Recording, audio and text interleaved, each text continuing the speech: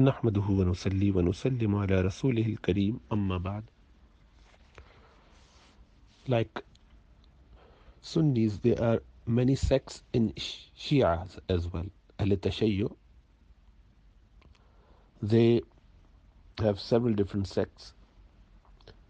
Some of them reject some of the essential creedal points of Islam, like the completion of Quran or the prophethood for other than Muhammad sallallahu alaihi wasallam. Some of them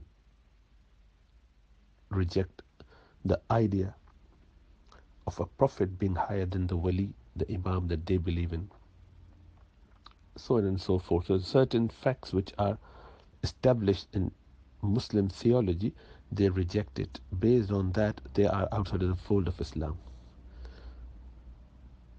For example, some of them believe Ali radiallahu ta'ala anhu to be God's in person in the life in this world here. So obviously that's all kufr and associating partners with Allah subhanahu wa ta'ala. So that's clear cut kufr. They're outside of the fold of Islam. Then there's another group which is the majority that they do not believe in some of the creedal points of Al-Sunnah wal Jama'ah. They reject a lot of teachings came down from Sahaba, from the pious companion of Rasulullah sallallahu alaihi wasallam. They take only some and reject the most. So they are not in the fold of Al-Sunnah wal Jama'ah, which is the way of Rasulullah sallallahu alaihi wasallam and his companions all the way down to today. In an unbroken chain of Sahaba and the Tabi'in and Taba Tabi'in, the scholars, ulama, up to now. So they reject all of that points, all those ideas which are essential in the Al-Sunnah wal Jama'ah, Sunni Islam, so to say. And that's all established. Now they are considered deviant sect of Muslim. So they are within the Islamic boundary, but deviants. And one should stay away from them because Rasulullah sallallahu alaihi wasallam mentioned that my ummah would divide into 73 sects. All will be in hellfire, and after having their sentences, their punishment, they will come to Jannah. But they are misguided, obviously. So one doesn't want to be with those. So we shouldn't be having any interaction in terms of marrying with them. Now the third group is where they have problem with certain Sahaba. They have rejected certain ideas, but not full-fledged outside of the fold of Ahl-Sunnah wal Jama'ah.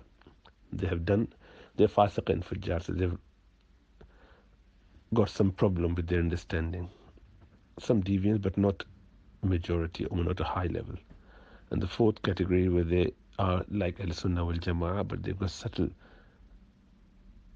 difference, which is more love for certain Sahaba over others. Some family of Rasulullah sallallahu alaihi wasallam, so they would have higher preference for them compared to some of the Sahaba. And that's not a big deal.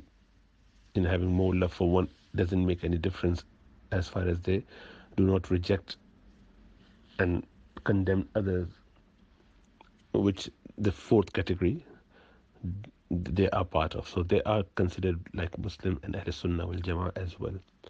So one can marry in that group, but it's very difficult to identify these groups at all because they have got this concept of taqiyya, which is hiding. Taqiyya means to hide. So they hide, they do not show up what they truly are.